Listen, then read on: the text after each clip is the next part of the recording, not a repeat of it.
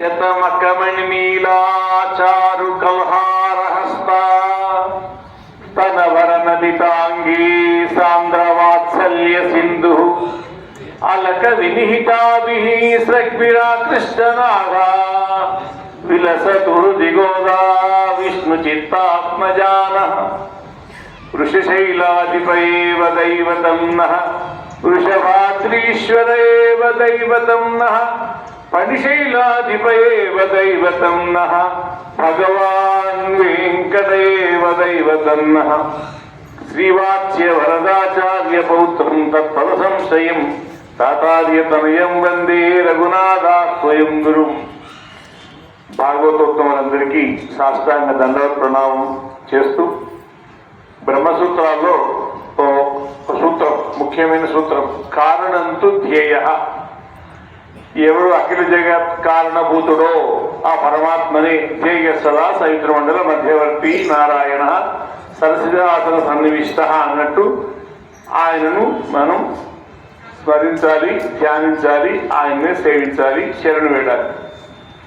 ఇక్కడ కారణత్రయం. ఒకరు ఈ ప్రాంగణం ఎటో పోకుండా, ఎవరి పాలో కాకుండా అఖిలాండ కోటి బ్రహ్మాండ నాయకుడైన శ్రీమన్నారాయణ శ్రీవైకుంఠ విరక్తాయన వైకుంఠాన్ని వదిలి ఏడుకొండల మీదకి వస్తే అక్కడి నుంచి ఎవరు పిలిస్తే అక్కడికి అమాంతం దూకి రావడానికి, పరుగు పరుగున రావడానికి సిద్ధంగా ఉన్న కలియుగ ప్రత్యక్ష దైవం రావడానికి సిద్ధంగా ఉంటే ఇంకెవరో రావడం ఎందుకని రావలసిన కళ్యాణ వెంకటేశ్వర స్వామినే రప్పించి లోకాన్ని మెప్పించి ఇక్కడ ప్రతిష్ఠ చేసినటువంటి రవికుమారాచార్య స్వామి గారిని అభినందిస్తూ ఆ వెంకటేశ్వర స్వామి విషయంలోనే శరణాగతి చేసిన గోదమ్మ కదా అని గోదమ్మ యొక్క శ్రీ సూక్తి లోకం అంతా వింటుంటే ఆయనకెందుకు వినిపించకుండా ఉండాలి? ఆ వెంకటేశ్వర స్వామి చిన్నబోవద్దని ఆయనకు గోదమ్మ సూక్తిని ఉభయ వేదాంత పండితులైనటువంటి జ్ఞాన వయోవృద్ధులైనటువంటి వారు శ్రీమాన్ స్వామినాథాచార్య స్వామి వారి ప్రార్థిస్తే వారు గత సంవత్సరం ఈ సంవత్సరం ఇక్కడ కాలక్షేపం చేయబట్టి ఆయన రాబట్టి వచ్చిన ఆయనకు వీరు కాలక్షేపం వినిపించబట్టి ఈ సదస్సు కారణం కాబట్టి వీరు రెండవ కారణం, వీరును సేవిస్తూ ఆ రెండు కారణాలు ఉంటే ఈ మూడో కారణం సదస్సు ఉండేది కాకుండా మూడవ కారణం ఎవరెవరు యోగ్యులు, ఎవరెవరు మహానుభావులు, వారి సామర్థ్యము, వారు చేస్తున్న సేవను గుర్తించి వారిని గోదమ్మ ఎట్లా గోపికల్ని గృహాల్లో ఉన్న వారందరినీ సగౌరవంగా సతత్వికంగా సంబోధించి ప్రార్థించి ఆహ్వానించి గోష్ఠిలో చేర్చారో ఆ విధంగానే కులశేఖరాల స్వామి వారు అందరినీ ఆ రత్నాలన్నింటినీ ఏది పిలిచి ఆహ్వానించి పిలిపించి ఒక మాలికగా చేసినటువంటి కులశేఖరాల వారు గారిని కూడా సేవిస్తూ ఈ ముగ్గురు కారణం ఇవాళ మనందరం ఆనందపడుతున్నాం. చెప్పడంలో ఆనందం కన్నా కాసేపు చెప్పి మిగతా అందరూ చెప్తుంటే ఇంతసేపు ఆనందం పొందుతున్నామంటే కొంచెం అదృష్టం తక్కువ ఉన్నవాళ్ళు వెళ్ళిపోయారు, కానీ ఎక్కువ అదృష్టం ఉన్నవాళ్ళు మనంతా ఆగాం.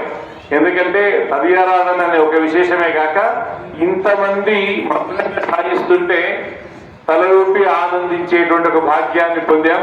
ఈ భాగ్యానికి సంతోషిస్తూ అమ్మదనమున ఎంత కమ్మదనముందిరా, అమృతానికే ఆమె తీపి నేర్పిందిరా అంటూ కవులు పాడుతుంటారు. కులశేఖరాల వారుగా సభలో ఉంటే ఆ సభంతా వారి అష్టావధానులు, సరస చమత్కార సంభాషణ చిత్రులు. ఈ లోకం అనే గుడి చేరగా తొలి వాకిలి అమ్మరా అంటూ ఆ అమ్మ వైభవాన్ని కీర్తించేటువంటి గొప్ప పాశురం.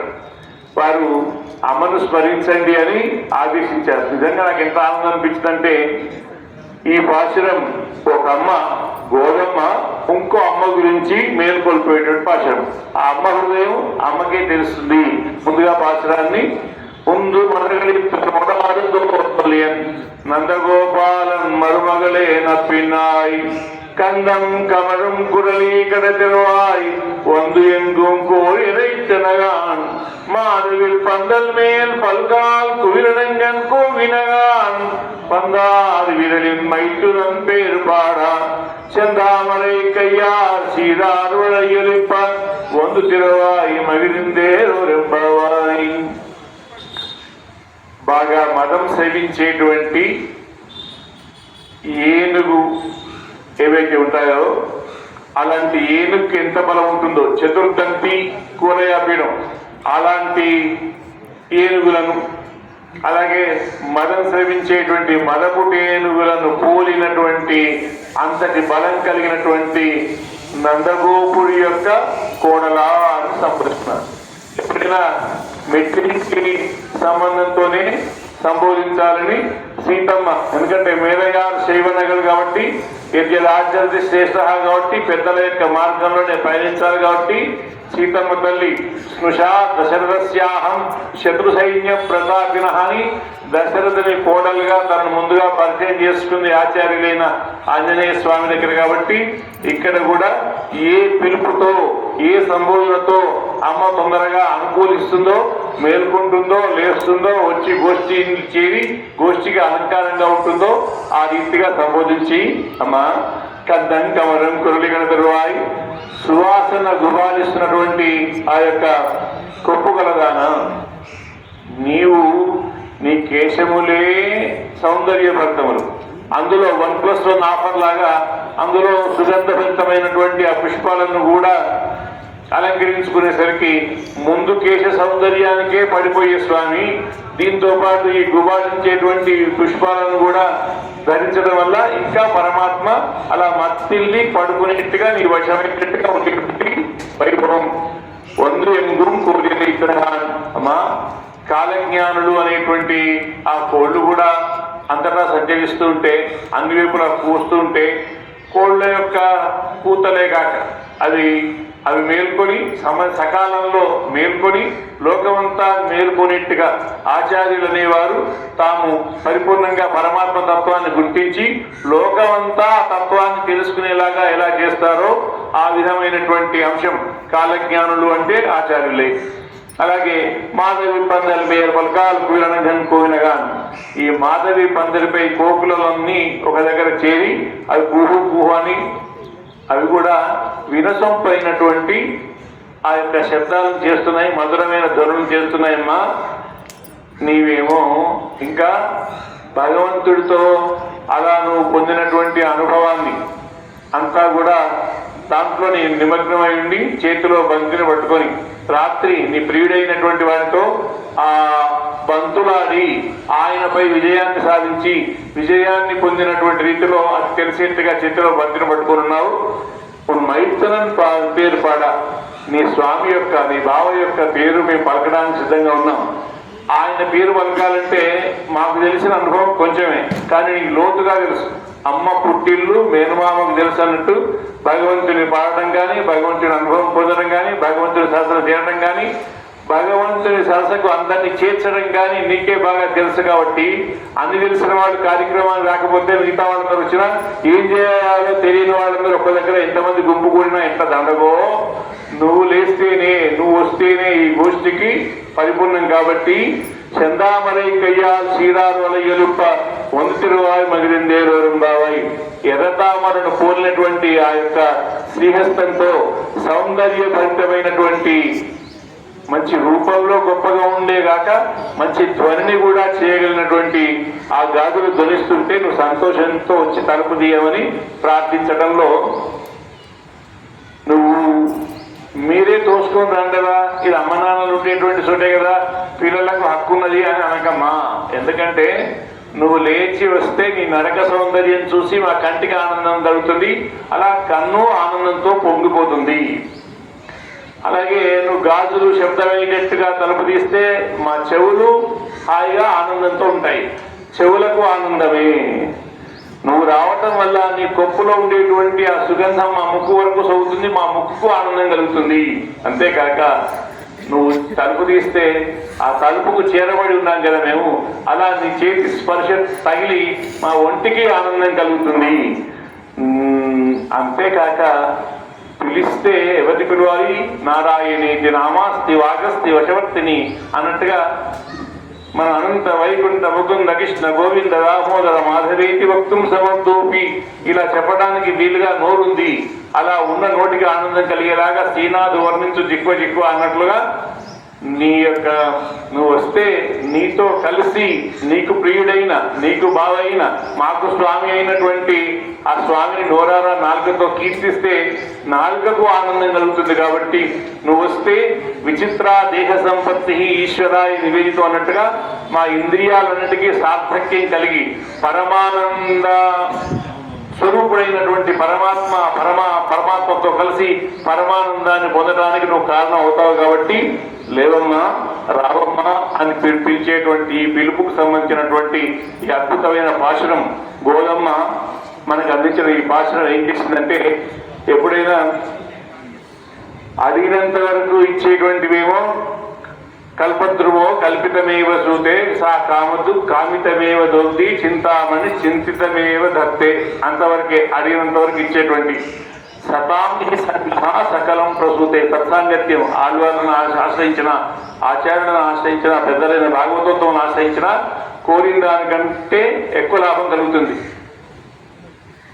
ఒకసారి 2 సార్లు 3 సార్లు అర్జునుడు ప్రశ్న వేస్తే అంతవరకు చెప్పి ఊరుకోకుండా ఎక్కువగా చెప్పినట్టుగా ఈ పాఠశాల మనకేం చేసిందంటే ఈ వ్రతం యొక్క తిరుప్పావై వ్రతం యొక్క వైభవాన్ని అనుష్ఠాన వైభవాన్ని చెప్పింది లోకానికి.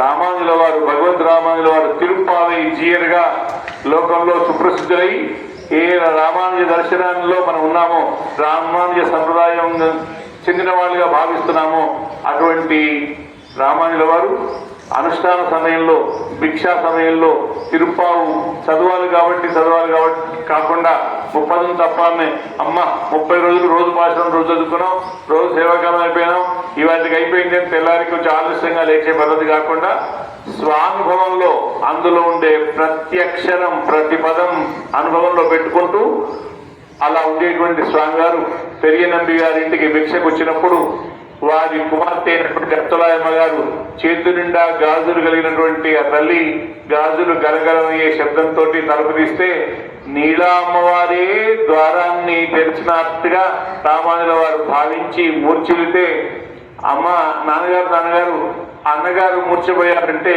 ఏమైంది, వారేమో నువ్వు తలుపు తీసే సమయానికి తిరుప్పావై అనుసంధానం చేస్తున్నారా? అవును నాన్నగారు ముందు అనుసంధిస్తున్నారంటే వారు నిన్నుగా భావించలేదు, సోదరిగా భావించలేదు, నీలా అమ్మవారే ద్వారాన్ని తెరిచినట్టుగా భావించినారని తిరుప్పావై జీయర్ అని భగవద్ రామానుజుల వారికి నామకరణం పెరియనంబి గారు చేసేట్టుగా ఒక అనుష్ఠానానికి సంబంధించిన వైభవాన్ని ఆవిష్కరించేటువంటి భాషణం అనుష్ఠాన వేదాంతం.